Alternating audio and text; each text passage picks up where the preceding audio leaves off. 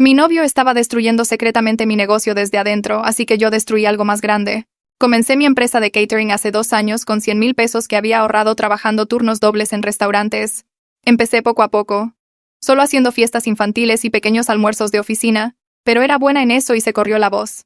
En 6 meses ya tenía clientes fijos y estaba agendando bodas. Mi novio, Luis, me apoyó desde el primer día, ayudándome a cargar el equipo, probando recetas, e incluso diseñando mis tarjetas de presentación. Él trabajaba en sistemas y siempre decía lo orgulloso que estaba de que yo estuviera construyendo algo real mientras él solo arreglaba computadoras todo el día. Para el segundo año ya tenía 3 empleados de medio tiempo y generaba ganancias cada mes.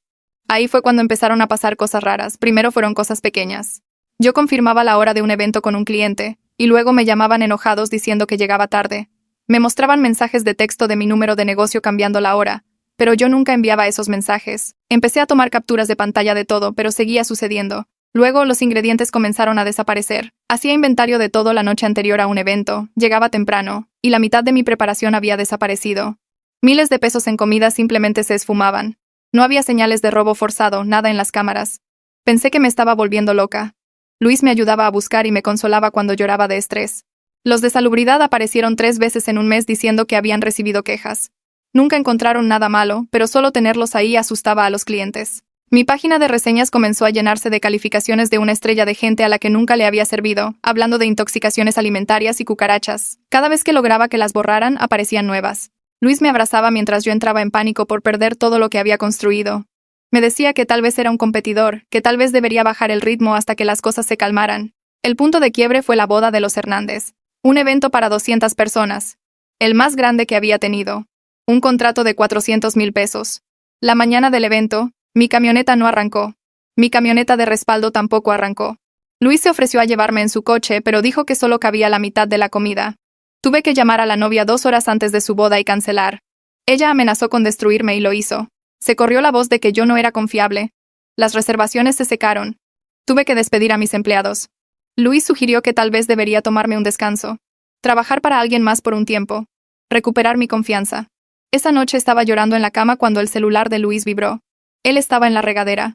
Nunca miraba su teléfono, pero algo me hizo revisar. Era su amigo preguntando si lo de la boda había funcionado y si yo finalmente me iba a rendir con esa estúpida cosa de la comida. Deslicé la pantalla hacia arriba. Todo estaba ahí. Luis había estado cambiando los horarios a través de una aplicación que él mismo creó para falsificar números. Regresaba por la noche con su llave de repuesto y tiraba mis ingredientes. Él había hecho las denuncias a salubridad desde teléfonos desechables. Había contratado gente en grupos de internet para escribir reseñas falsas. Su amigo le preguntó por qué lo hacía, y Luis dijo que estaba harto de que yo trabajara los fines de semana. Harto de que hablara del negocio en lugar de hablar de él. Harto de ser el segundo plato después de la comida. Dijo que una vez que yo fracasara, tendría que conseguir un trabajo normal y podríamos ser una pareja normal. Me quedé sentada ahí, entumecida. Este hombre me había sonreído, consolado y abrazado mientras lloraba por problemas que él mismo había creado. Quería gritar, pero en lugar de eso planeé. Primero actué derrotada. Le dije a Luis que tenía razón y que debería rendirme. Empecé a solicitar trabajos en restaurantes. Él estaba tan feliz. No dejaba de hablar de cómo tendríamos las noches libres juntos ahora. Podríamos tomar vacaciones, ser normales. Mientras tanto yo estaba documentando todo. No para la corte, para algo mejor. Luis tenía una cosa que amaba más que nada. Su Mustang de 1969 que había restaurado con su papá antes de que su papá falleciera. Pasaba todos los domingos trabajando en él. Lo exhibía en cada reunión de autos. Tenía fotos profesionales del coche en su escritorio. Valía unos 800,000 pesos, pero para Luis no tenía precio. 2 semanas después de descubrir todo, Luis se fue a una conferencia de tecnología por 3 días. La primera noche puse su coche a la venta. No en sitios normales donde sus amigos pudieran verlo. En foros especializados para coleccionistas en el extranjero. Lo puse en 300,000 pesos, solo efectivo. Venta urgente por emergencia familiar. Las llamadas empezaron de inmediato. Elegí a un comprador de 2 estados de distancia que podía venir inmediatamente con el dinero. Lo vendí en la entrada de la casa de Luis a medianoche. Les di el título de propiedad que él guardaba en su archivero, las llaves de repuesto, todo. Se llevaron a su bebé. Pero yo no había terminado. Tomé los 300,000 pesos y los usé para reiniciar mi negocio de catering. Renté una cocina comercial al otro lado de la ciudad. Recontraté a mis empleados. Contacté a antiguos clientes con disculpas y descuentos. Luis llegó a casa y encontró la entrada vacía. Llamó a la policía, pero yo les mostré el video de seguridad donde yo entregaba voluntariamente las llaves y firmaba los papeles. Les dije que Luis sabía que lo estaba vendiendo para dinero del negocio. Vivíamos juntos, compartíamos gastos. ¿Por qué se sorprendería? La policía dijo que era un asunto doméstico y se fueron. Luis perdió la cabeza. Entró por la puerta gritando. Yo estaba sentada en el sofá con mi laptop buscando alquileres de cocinas cuando irrumpió y vio la entrada vacía por la ventana. Su cara se puso roja, luego morada. Me llamó con todos los nombres que había escuchado y algunos que no. Ladrona, psicópata, vieja vengativa. Caminaba de un lado a otro, escupiendo mientras gritaba que me iba a arrestar, que le había robado su propiedad, que había destruido lo único que le importaba. Yo me mantuve calmada. Había practicado esto. Le dije que éramos una pareja que compartía todo, que habíamos hablado de que yo necesitaba dinero para reiniciar el negocio, que él había sido tan comprensivo con mi carrera. Él gritó que nunca aceptó vender el coche. Le recordé cómo me había abrazado mientras yo lloraba, cómo había sugerido cosas, agarró su teléfono y llamó al 911. Lo dejé hacerlo. Tenía el video de seguridad listo en mi laptop. El título firmado. El recibo del depósito en efectivo. Cuando la policía llegó 20 minutos después, Luis seguía furioso. Los oficiales se veían cansados. Preguntaron qué pasó. Luis dijo que robé su coche y lo vendí sin permiso. Les mostré el video entregando las llaves y firmando el título en la entrada. Expliqué que Luis y yo vivíamos juntos, compartíamos todos nuestros gastos, y había vendido nuestro coche para obtener dinero para mi negocio de catering como él me había estado animando a hacer. Los oficiales se miraron entre sí. Uno de ellos le preguntó a Luis si vivíamos juntos. Luis dijo que sí, pero que eso no importaba. Los oficiales dijeron que era un asunto civil entre parejas domésticas y no podían arrestarme por vender propiedad compartida. La cara de Luis pasó de morada a casi blanca. Empezó a gritarles a los oficiales que el coche era suyo, que su papá lo restauró, que no tenía precio. Los oficiales dijeron que tendría que resolverlo en un juzgado civil, y se fueron. Luis se quedó parado en medio de nuestra sala temblando. Luego se volvió hacia mí, y esta vez su voz era baja y fría. Dijo que no tenía idea de lo que había hecho. Dijo que me haría pagar por esto. Dijo que me destruiría de la misma manera que yo lo destruí a él. Solo lo miré y me di cuenta de que no conocía a esta persona en absoluto. A la mañana siguiente esperé hasta que Luis se fuera a trabajar. Azotó la puerta tan fuerte que el marco se agrietó. Le di 10 minutos para asegurarme de que no regresara. Luego empecé a empacar. Tomé solo mi ropa, mi laptop, mi equipo de cocina que había comprado antes de conocerlo. Dejé los muebles que habíamos elegido juntos. Los platos. Las decoraciones. Tomé fotos de todo lo que dejaba atrás con mi teléfono, con fecha y hora. Sabía que él diría que robé cosas si me llevaba algo que hubiéramos comprado juntos. Llené 2 maletas y 3 cajas. Mi mejor amiga, Celia, vivía al otro lado de la ciudad en un departamento de 2 recámaras. La llamé desde el coche. Me dijo que fuera inmediatamente. Cuando llegué, me ayudó a subir todo a su cuarto de visitas. No hizo muchas preguntas, solo me abrazó y dijo que podía quedarme el tiempo que necesitara. Me senté en la cama del cuarto de visitas y sentí mi teléfono vibrar.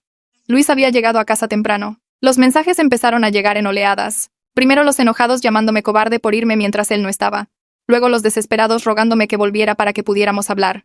Luego los amenazantes sobre abogados y demandas. Tomé captura de pantalla de cada uno y los subí a una nube que había creado solo para esto, luego bloqueé su número. El silencio se sintió extraño.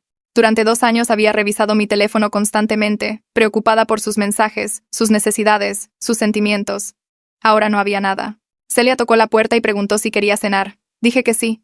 Mi teléfono sonó 2 días después de un número que no reconocía. Casi no contesto, pero algo me hizo hacerlo. Era Raquel, una de mis ex empleadas. Su voz temblaba. Dijo que Luis había aparecido en su departamento la noche anterior, golpeando su puerta a las 10 de la noche. Ella había mirado por la mirilla y lo vio caminando por el pasillo. Cuando abrió la puerta con la cadena puesta, él preguntó dónde estaba yo. Ella dijo que no sabía. Él empezó a hablar rápido, diciéndole que yo estaba teniendo algún tipo de colapso, que le había robado su coche y huido, que estaba preocupado por mi estado mental. Raquel dijo que le dijo que se fuera o llamaría a la policía. Finalmente se fue, pero se quedó sentado en su coche afuera de su edificio por 1 hora. Ella lo observó desde su ventana. Quería que yo supiera lo que él estaba haciendo.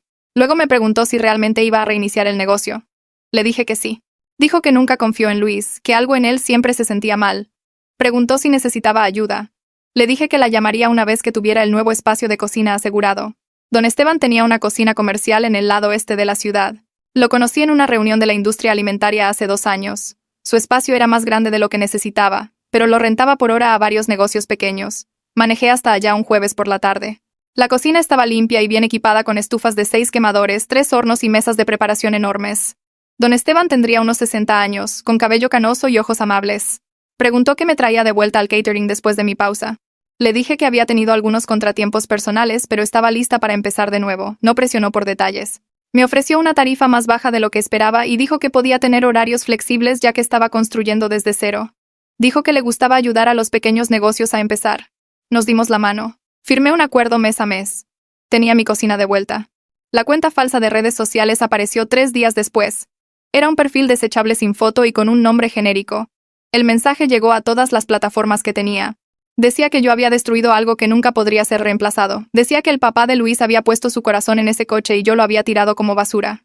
Decía que todos sabrían qué tipo de persona era yo realmente. Decía que me arrepentiría de lo que había hecho. Tomé captura de todo y lo agregué a mi nube. No respondí.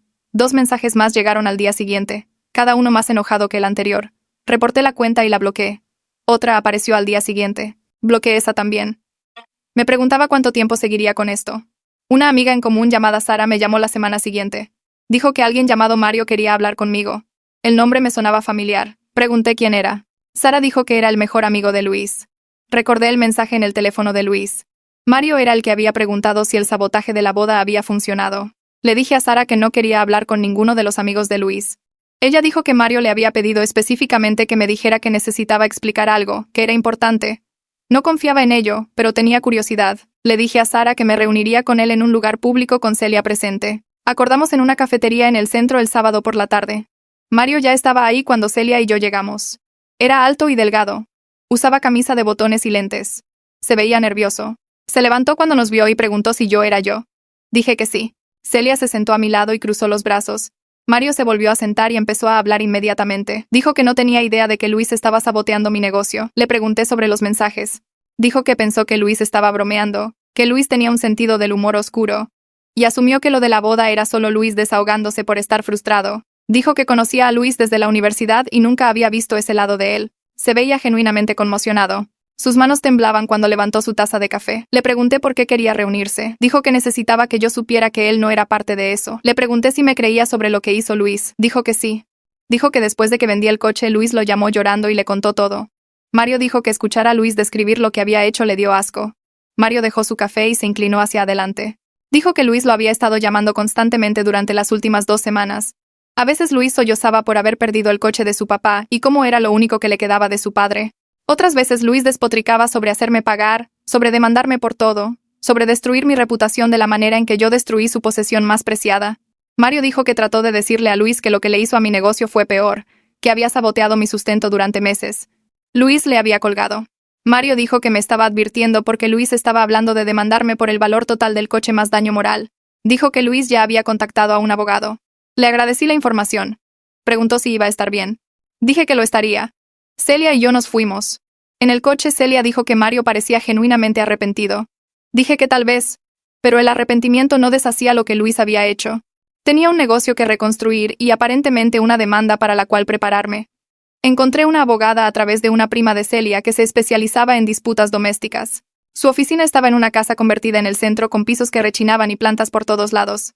Ella escuchó toda mi historia sin interrumpir, tomando notas en un bloc amarillo. Cuando terminé se recargó en su silla y golpeó su pluma contra el escritorio. Explicó que el hecho de que Luis y yo viviéramos juntos complicaba todo. Compartíamos gastos, dividíamos la renta, teníamos cuentas conjuntas para los servicios. El título del coche estaba solo a nombre de Luis, pero probar que yo actué con mala intención sería difícil para él. Tendría que demostrar que yo sabía que no tenía derecho a venderlo. Mi historia sobre necesitar dinero para el negocio y ser socios ya tenía sentido para la policía. Dijo que él podría demandarme en un juzgado civil, pero le costaría miles en honorarios legales sin garantía de ganar.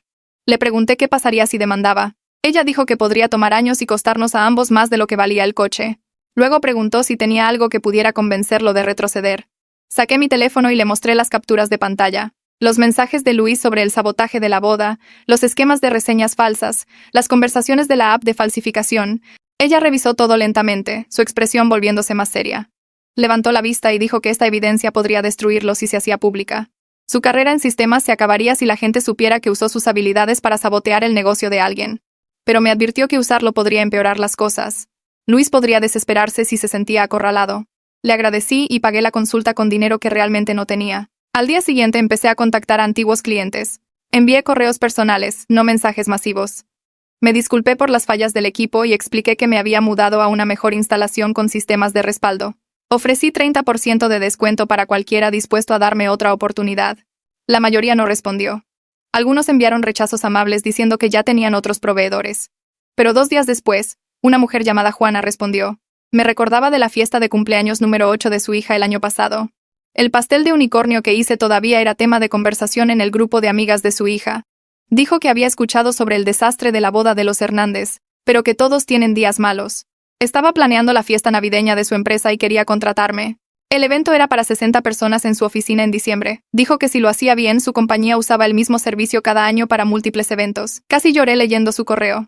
Le escribí de vuelta inmediatamente confirmando la fecha y prometiéndole la mejor comida que su empresa hubiera probado. 3 días después de eso, todo empeoró.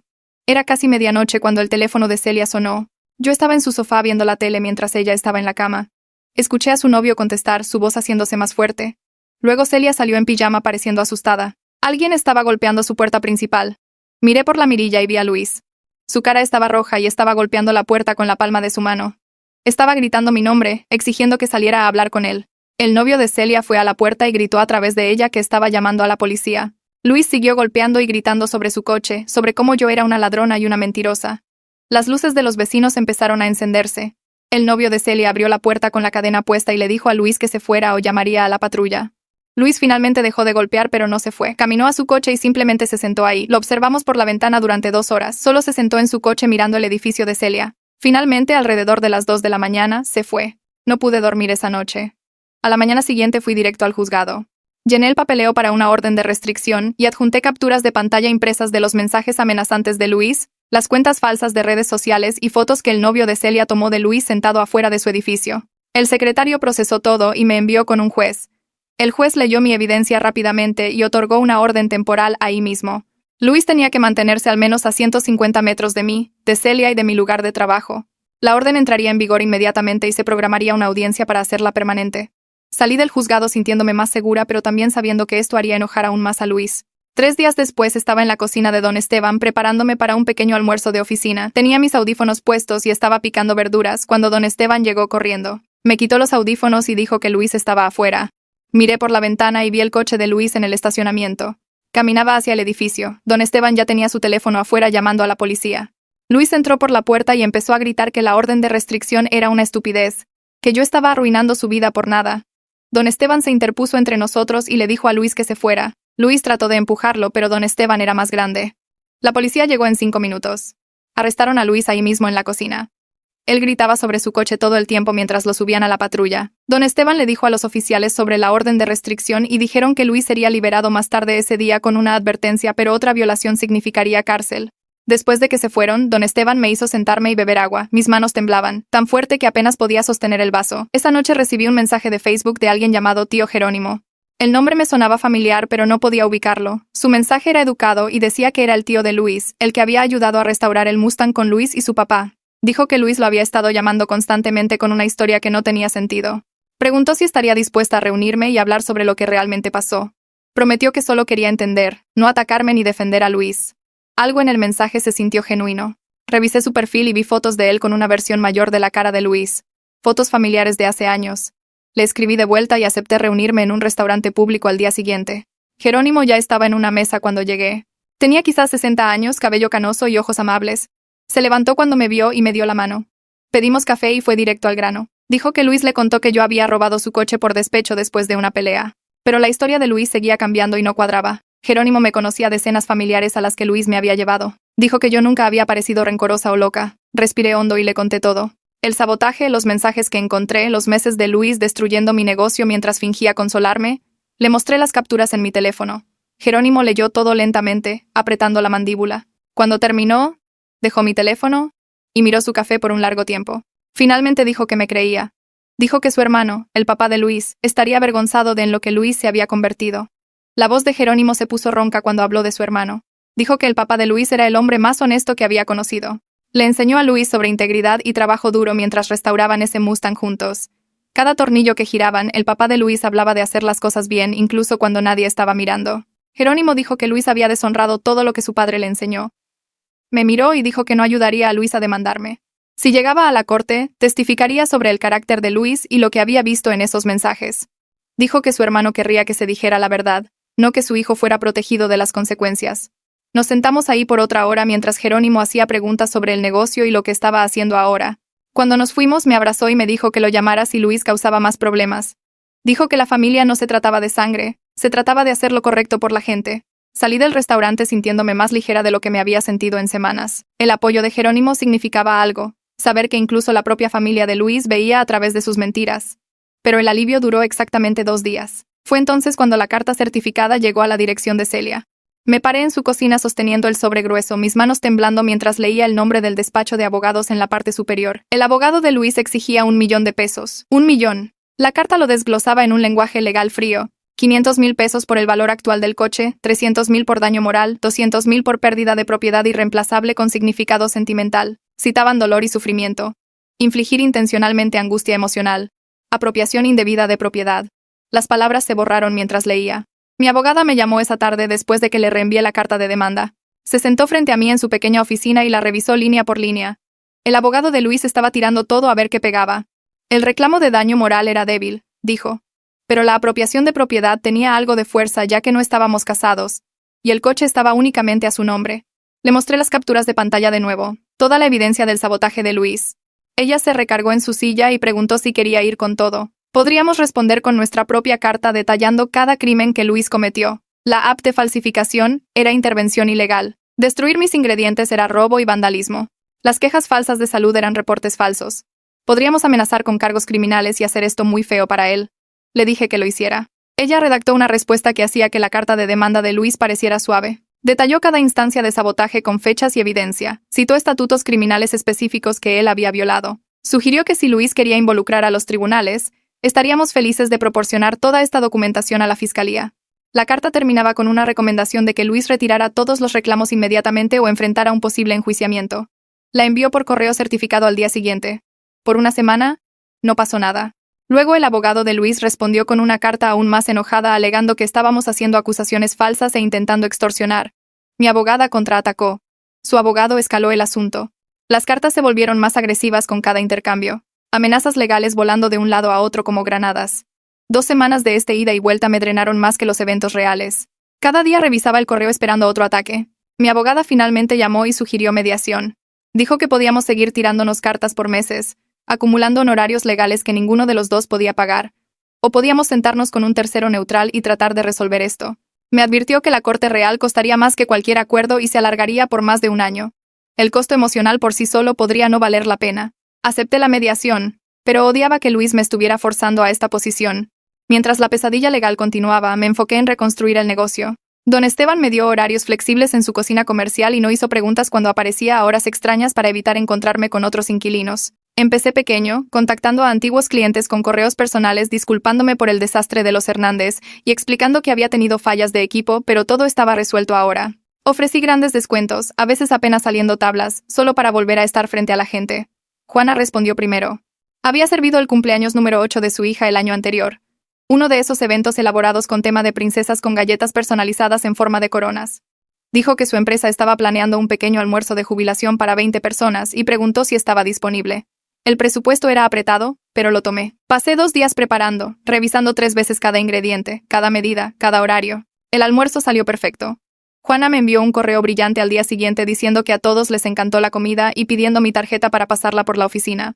2 clientes más me contactaron después de eso, ambos referencias de clientes satisfechos antes de que todo se viniera abajo. Las reservaciones eran pequeñas, nada como las bodas que solía hacer, pero eran trabajo real, ingresos reales. Raquel me llamó de la nada un martes por la tarde. Había escuchado a través de amigos en común que estaba trabajando de nuevo y preguntó si necesitaba ayuda. Le dije que solo podía pagar horas de medio tiempo y el sueldo no era genial todavía. Dijo que no le importaba, creía en lo que estaba construyendo y quería ser parte de ello. La recontraté esa semana. Luego traje a otro empleado de medio tiempo, un estudiante de gastronomía llamado Nico, que necesitaba experiencia y estaba dispuesto a trabajar por el salario mínimo más comidas. Éramos una operación diminuta pero funcional. Ahí fue cuando Luis atacó de nuevo. Recibí una alerta en mi teléfono sobre una nueva reseña. Una estrella. La reseña afirmaba que había servido una fiesta de oficina la semana anterior donde la mitad de los invitados se enfermaron del estómago por pollo echado a perder. Describía síntomas con detalles gráficos y decía que la empresa estaba considerando acción legal. Yo nunca había servido ninguna fiesta de oficina la semana anterior. Mis manos se enfriaron mientras leía. Luis seguía saboteándome incluso con una orden de restricción vigente. Inmediatamente reporté la reseña con una explicación detallada. Adjunté una copia de la orden de restricción y capturas de pantalla mostrando que no tenía eventos que coincidieran con la descripción de la reseña. Incluí mi calendario de negocios probando que no pude haber hecho el servicio mencionado. La respuesta de la plataforma llegó en horas. Eliminaron la reseña y me enviaron un mensaje diciendo que habían marcado la dirección IP por actividad sospechosa. Si aparecían más reseñas falsas de cuentas relacionadas, tomarían medidas adicionales. Sentí una pequeña victoria, pero también un agotamiento profundo. Luis no podía dejarlo ir. La siguiente batalla llegó cuando necesité sacar mis pertenencias de nuestro departamento.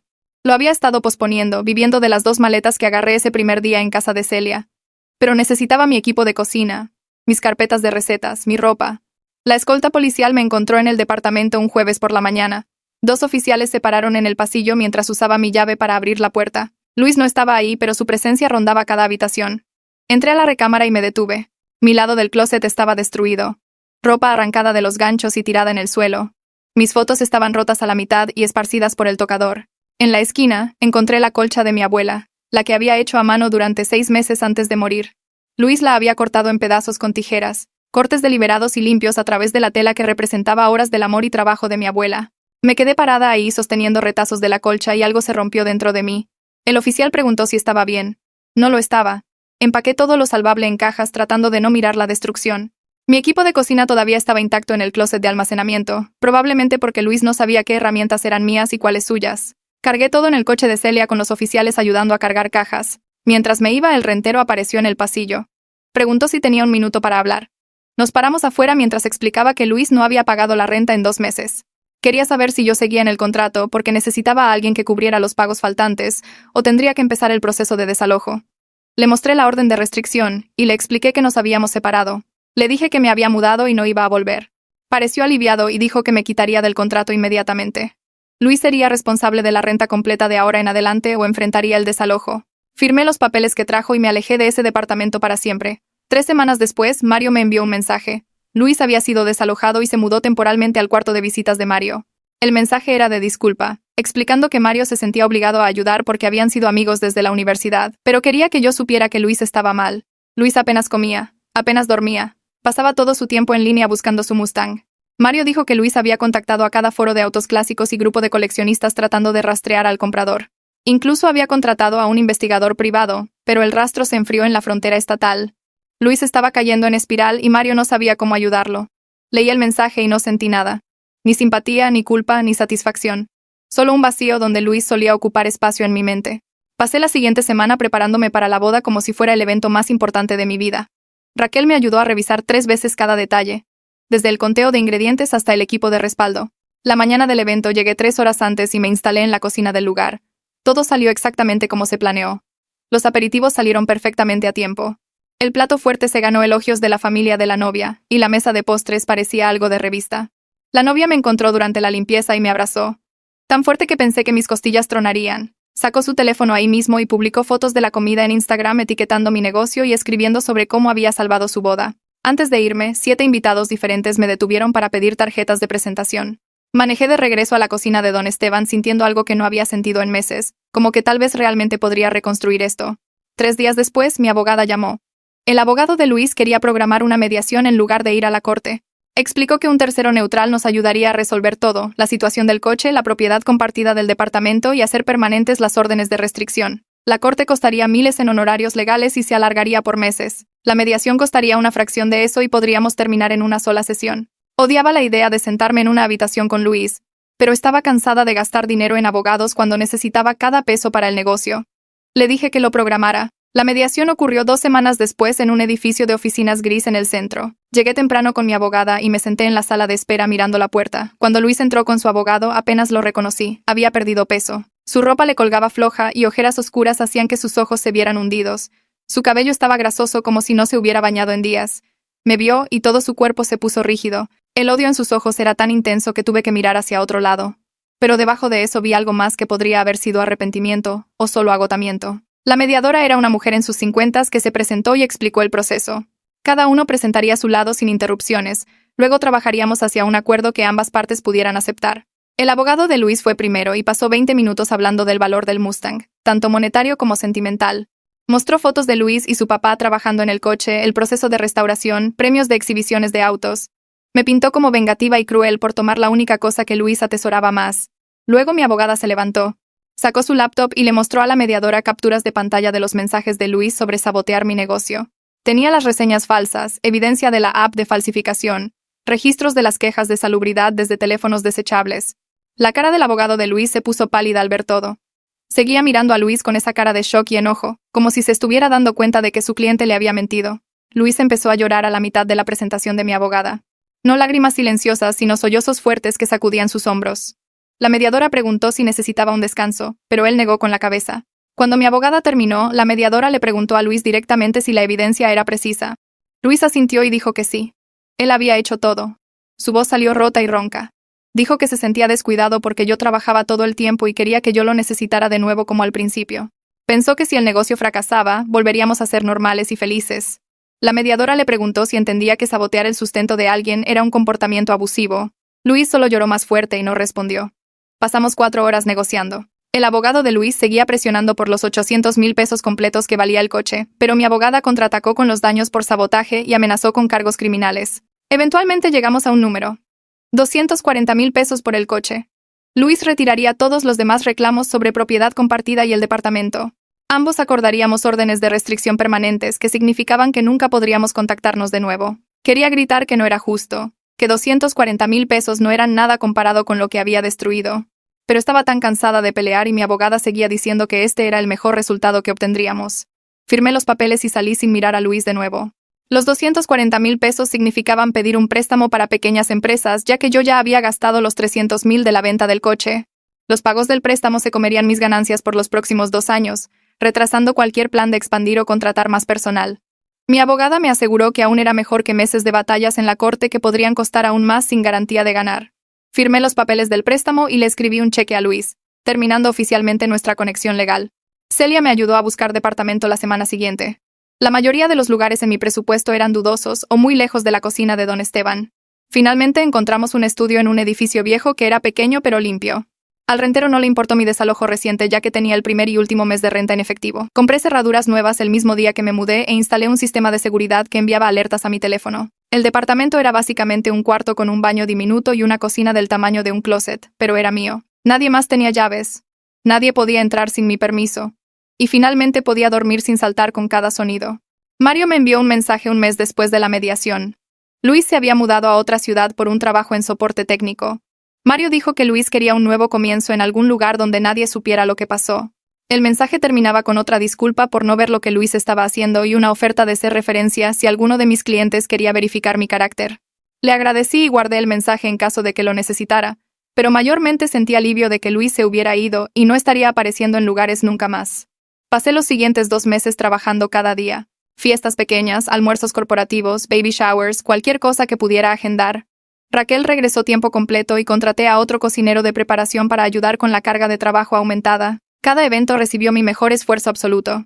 Cada cliente recibió llamadas de seguimiento para asegurar que estuvieran satisfechos. Las reseñas positivas empezaron a acumularse en mi página de negocios.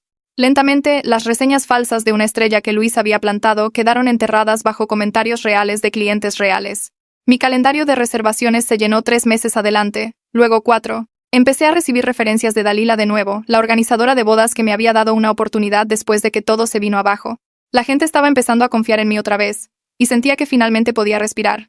Raquel me llamó un martes por la tarde mientras estaba preparando para una pequeña fiesta de oficina. Sonaba emocionada y de esa manera que se pone la gente cuando tiene un chisme que saben que importará. Se había encontrado con alguien de la antigua empresa de sistemas de Luis en el supermercado. Uno de los tipos de su equipo que la reconoció del picnic de la empresa al que Luis me arrastró una vez. El tipo le dijo a Raquel que a Luis lo corrieron hace como un mes. No recorte de personal, despedido. La empresa encontró el software de falsificación en su computadora del trabajo durante una revisión de seguridad de rutina.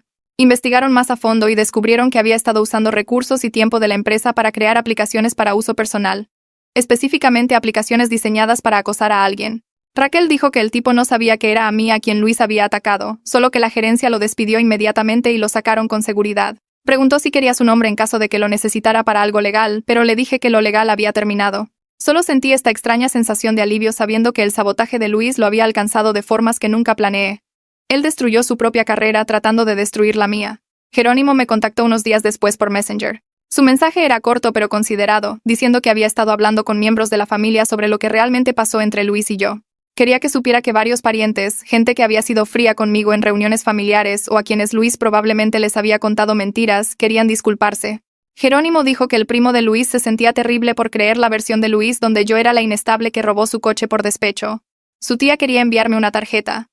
Leí el mensaje 2 veces antes de responder. Le dije a Jerónimo que apreciaba que fuera honesto con todos, pero no necesitaban disculparse conmigo. Creyeron a alguien que amaban y en quien confiaban, lo cual tenía sentido. Le agradecí por defender la verdad y dije que eso significaba más que cualquier disculpa de gente que apenas me conocía. Envió de vuelta un simple pulgar arriba y un mensaje diciendo que su hermano hubiera querido que él hiciera lo correcto. Dalila me llamó esa misma semana para una consulta de boda. Cuando llegué a su oficina tenía 3 carpetas en su escritorio, cada una boda diferente ocurriendo en los próximos 4 meses. Me las deslizó y dijo que solo trabajaba con proveedores en los que confiaba completamente. Y después de verme reconstruir mi reputación a través de un trabajo excelente y consistente, me quería como su proveedora de catering preferida. Sentí que algo apretado en mi pecho se aflojaba mientras hojeaba los detalles. 2 de las bodas eran medianas, alrededor de 100 invitados cada una. La tercera era más pequeña, pero en un lugar elegante que usualmente traía clientes de alto nivel. Dalila se recargó en su silla y admitió algo que me sorprendió. Dijo que durante el desastre de los Hernández, sospechó que algo estaba mal porque era muy diferente a mi trabajo usual. Mi preparación siempre era organizada, mis tiempos siempre perfectos, mi comunicación siempre clara. Cuando todo se vino abajo ese día, se sintió raro para ella. Pero no tenía pruebas de nada, así que se quedó callada. Se sentía culpable por eso. Le dije que no había nada que pudiera haber hecho, y solo estaba agradecida de que me estuviera dando otra oportunidad ahora. Nos dimos la mano por las 3 bodas. Las nuevas reservaciones significaban que necesitaba más ayuda. Puse un anuncio para personal de medio tiempo y entrevisté a 5 personas en 2 días. Contraté a 2 de ellas. La primera era una mujer en sus 50s que tenía experiencia en catering y necesitaba horarios flexibles alrededor de su otro trabajo. La segunda era una graduada de escuela culinaria, recién salida de un programa en la ciudad que traía energía y nuevas ideas que yo no había considerado. Sugirió actualizar mi menú con algunas opciones de fusión moderna que atraerían a clientes más jóvenes. Pasamos una tarde desarrollando 3 platos nuevos, probando sabores y presentación, hasta que tuvimos algo que me sentí confiada de ofrecer. También finalmente invertí en fotos profesionales de mi comida. Un fotógrafo que había hecho algunos eventos para mí aceptó hacer una sesión de menú completo con una tarifa de descuento. Las nuevas fotos subieron a mi sitio web el mismo día, y actualicé todas mis redes sociales con el contenido fresco. El negocio empezó a verse pulido y profesional de formas que no lo hacía antes. Mi teléfono sonó un sábado por la mañana de un número que no reconocía. Casi no contesto, pero algo me hizo levantar el auricular. La voz al otro lado era vacilante, de disculpa. Era la señora Hernández, la novia de la boda que había perdido. Dijo que Dalila le había contado lo que realmente pasó, sobre Luis saboteando mi negocio, sobre las camionetas siendo manipuladas. Se disculpó por amenazar con destruirme cuando yo ya estaba siendo destruida por alguien en quien confiaba. Su voz se quebró un poco cuando dijo que entendía ahora que yo no había sido poco confiable o poco profesional, había sido una víctima. Preguntó si consideraría hacer el catering para la boda de su hermana como una segunda oportunidad. La boda era en 3 meses. 150 invitados. En un lugar bonito fuera de la ciudad. Le dije que necesitaría pensarlo, no porque no quisiera el trabajo, sino porque necesitaba asegurarme de que podría manejarlo sin el miedo al sabotaje colgando sobre mí. Ella entendió y dijo que me tomara mi tiempo. Pasé 2 días planeando antes de llamar a la señora Hernández. Acepté el trabajo pero con condiciones. Quería proveedores de respaldo en espera para ingredientes clave en caso de que algo saliera mal. Quería mis propias cámaras de seguridad en mi espacio de preparación. Quería contratos detallados con el lugar sobre acceso y almacenamiento. La señora Hernández aceptó todo sin dudar. Dijo que su hermana estaba emocionada de trabajar conmigo y había escuchado grandes cosas sobre mi comida de otros clientes. El proceso de planeación tomó semanas. Creé planes de respaldo para cada escenario posible. Mis nuevas empleadas me ayudaron a preparar componentes con anticipación y congelarlos adecuadamente. Renté un segundo vehículo como transporte de respaldo. Revisé y volví a revisar cada detalle hasta que estuve segura de que nada podría salir mal. El día de la boda llegó y todo salió perfectamente. La comida salió caliente y hermosa. Los invitados elogiaron cada plato. La señora Hernández misma, la novia original que había amenazado con arruinarme, le dijo a 3 grupos diferentes de invitados que yo era la mejor proveedora de catering en la ciudad y debían contratarme inmediatamente. Observé la cara de su hermana durante la recepción. Vi lo feliz que estaba, y sentí que algo se asentaba en mí que había estado tenso por más de un año. Habían pasado 6 meses desde que vendí el Mustang. Me senté en mi pequeño estudio una tarde y miré mis cuentas del negocio en mi laptop. Mi calendario de reservaciones estaba lleno por los siguientes 5 meses. Tenía una lista de espera para fechas premium de fin de semana. El préstamo que había tomado para pagar el acuerdo de Luis estaba pagado completamente. Incluso había empezado a generar ahorros de nuevo, guardando dinero cada semana en una cuenta que Luis nunca conoció y a la que nunca podría acceder. El negocio era más exitoso de lo que había sido antes de que todo se viniera abajo. Tenía empleados fijos, clientes confiables y una reputación que había reconstruido a través de trabajo duro y consistencia. Las reseñas falsas que Luis plantó estaban enterradas bajo docenas de reseñas reales de 5 estrellas. Mis seguidores en redes sociales habían crecido, La gente me etiquetaba en publicaciones sobre sus eventos. Cerré la laptop y me senté en la tranquilidad de mi departamento, sintiendo algo que no había sentido en mucho tiempo. Paz. Pero también sabía que no estaba bien. La traición me entristecía como algo pesado que cargaba todos los días. Hice una cita con una terapeuta esa semana. La primera sesión fue difícil. Lloré durante la mayor parte, contando la historia del sabotaje de Luis, la forma en que me consolaba mientras me destruía, la forma en que confié en él completamente. La terapeuta escuchó y luego me hizo preguntas que no había considerado. ¿Luis había mostrado comportamiento controlador antes del sabotaje? ¿Hubo otras banderas rojas que ignoré? Empecé a recordar cosas pequeñas. La forma en que Luis siempre quería saber dónde estaba. La forma en que se ponía callado y distante cuando hablaba del éxito del negocio. La forma en que sugería que estaba trabajando demasiado cada vez que estaba emocionada por un nuevo cliente. Había descartado esas cosas como cosas normales de pareja. Pero sentada en esa oficina me di cuenta de que eran señales de algo más oscuro. La terapeuta me ayudó a entender patrones que necesitaba reconocer para no caer en ellos de nuevo. Programamos sesiones semanales.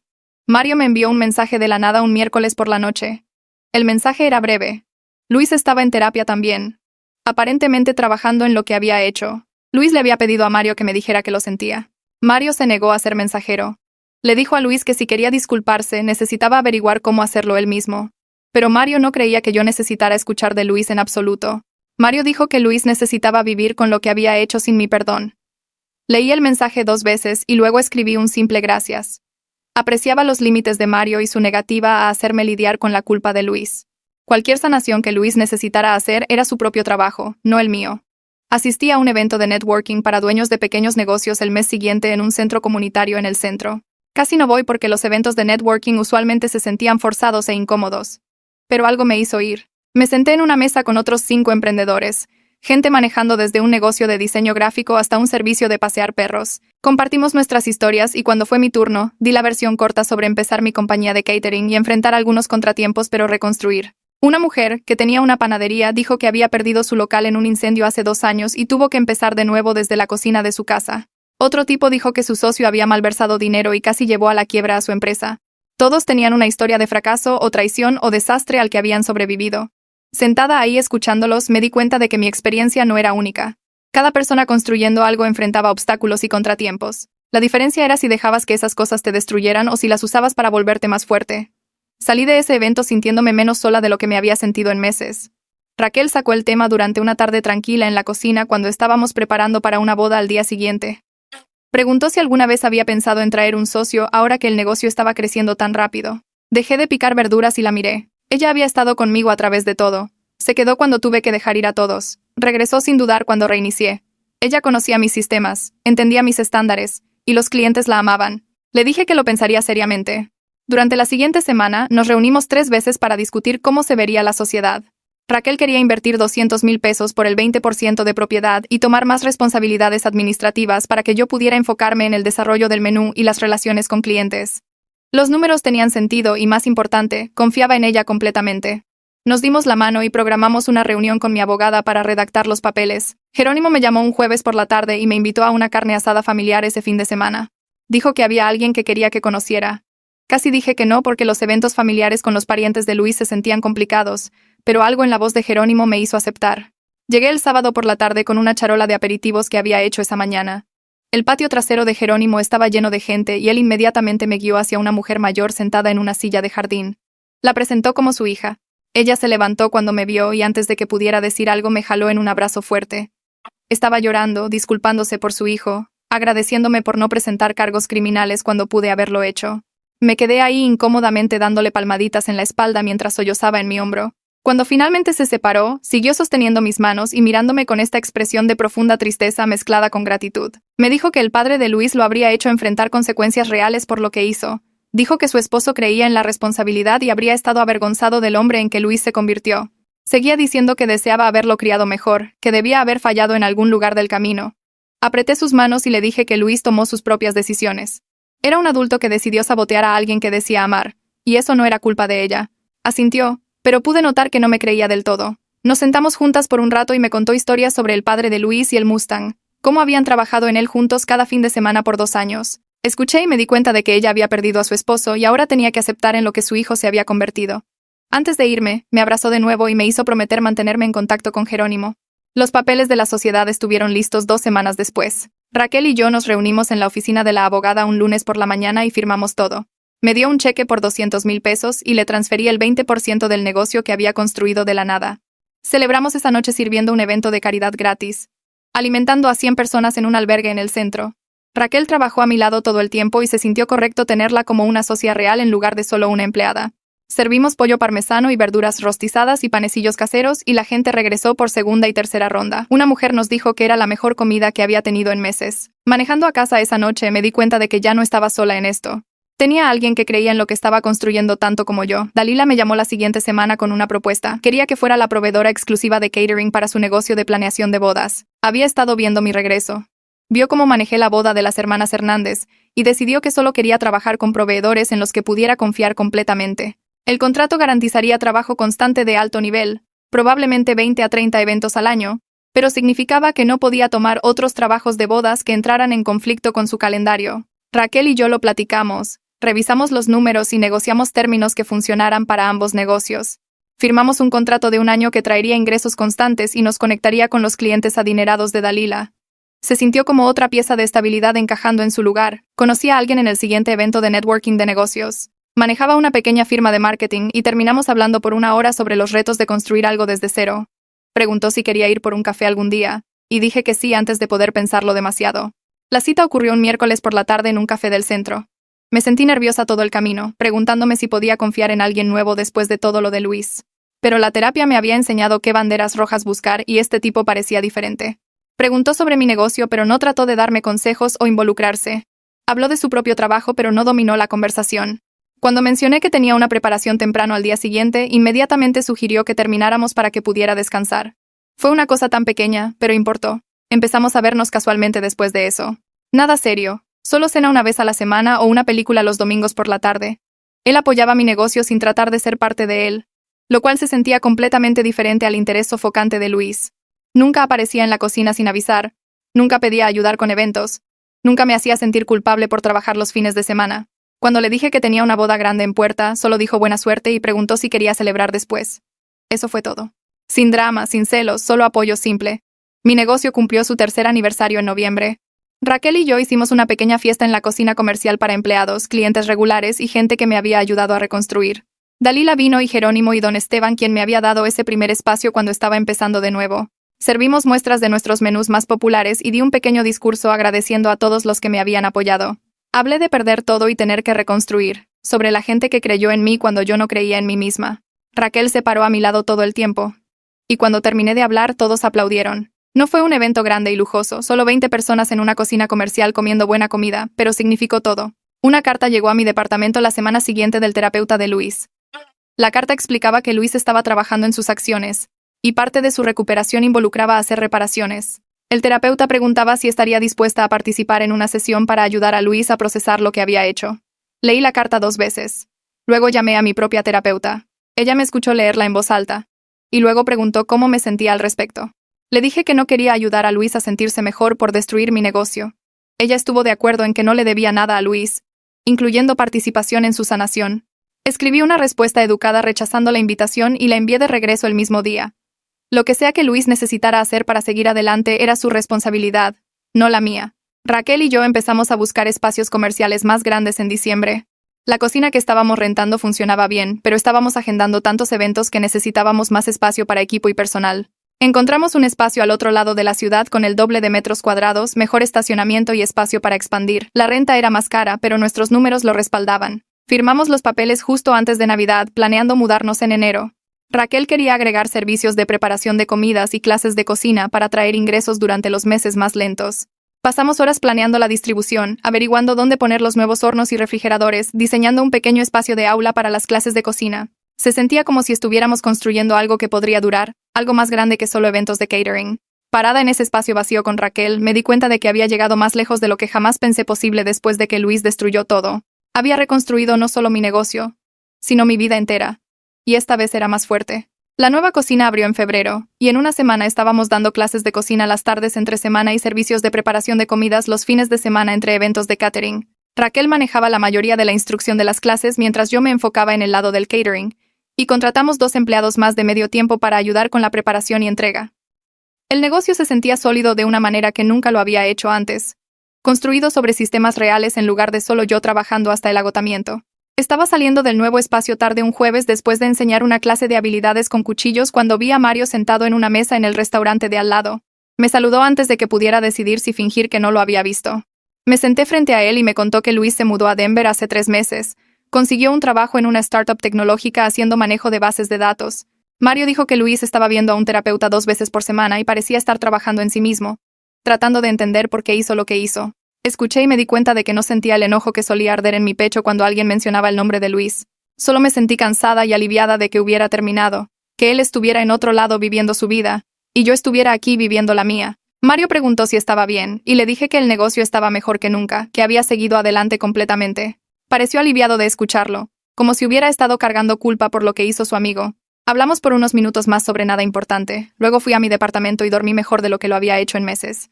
Mi relación con el tipo del grupo de networking se convirtió en algo estable durante los siguientes meses. Era dueño de una pequeña firma de contabilidad y entendía las demandas de manejar un negocio sin tratar de involucrarse en el mío. Cenábamos 2 veces por semana, íbamos a hacer senderismo los domingos cuando no estaba trabajando y nunca una vez me hizo sentir culpable por revisar mi teléfono durante la temporada de eventos. Raquel lo conoció en una carne asada del personal en abril y me llevó aparte después para decir que lo aprobaba, que parecía alguien que realmente me apoyaba en lugar de solo decir que lo hacía. Celia lo conoció la semana siguiente y dijo lo mismo. A mis empleados les caía bien porque aparecía para ayudar a cargar equipos sin que se lo pidieran, luego desaparecía cuando el trabajo real empezaba para que pudiéramos enfocarnos. Conoció a Jerónimo en una exhibición de autos en mayo, y hablaron de autos clásicos por 1 hora mientras yo manejaba una llamada de consulta. Todo al respecto se sentía fácil y saludable de una manera que mi relación con Luis nunca lo había hecho, incluso al principio cuando pensaba que las cosas estaban bien. La reservación de la gala corporativa llegó en junio de una compañía tecnológica celebrando su 10º aniversario. 300 invitados, servicio de cena completo con aperitivos pasados y una barra de postres, contrato de 500,000 pesos. Era más grande de lo que había sido la boda de los Hernández, el tipo de evento que podía hacer o deshacer la reputación de una compañía de catering. Pasé 2 semanas planeando cada detalle con Raquel, creando planes de respaldo para los planes de respaldo, probando cada receta 3 veces para asegurarme de que fuera perfecta. Rentamos equipo adicional, contratamos personal temporal para el evento e hicimos un ensayo general completo la semana anterior con nuestros empleados regulares. El día de la gala, llegué al lugar 6 horas antes para instalar, y todo salió exactamente de acuerdo al plan. Los aperitivos salieron calientes y perfectamente a tiempo, el servicio del plato fuerte fluyó suavemente, y la barra de postres parecía algo de un reportaje de revista. El director general de la compañía me encontró durante la limpieza y me dijo que era la mejor comida de evento que sus empleados habían experimentado, luego preguntó si podíamos servir sus eventos trimestrales por el próximo año. Firmé el contrato la semana siguiente, garantizando trabajo constante de alto nivel e ingresos confiables para el futuro previsible.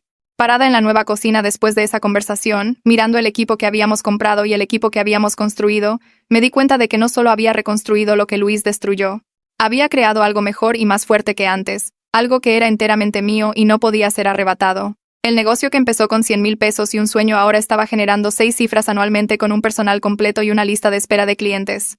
Luis había tratado de destruirme, pero todo lo que hizo fue forzarme a reconstruirme en alguien que no podía ser destruida. Así que sí, esa es toda la cosa. Nada revolucionario, solo una historia que se quedó conmigo. Gracias por escuchar. Siempre se siente como si solo nos estuviéramos poniendo al día.